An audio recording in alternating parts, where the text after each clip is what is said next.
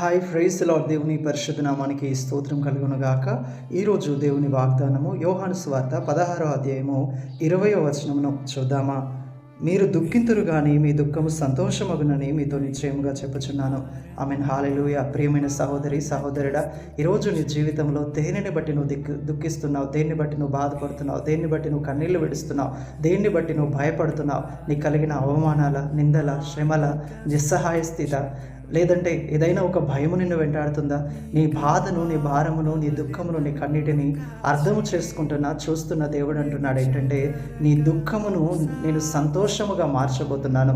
నీ జీవితంలో కలిగిన చేదును తొలగించి మధురమైన క్షణాలను నేను దయచేయబోతున్నానని.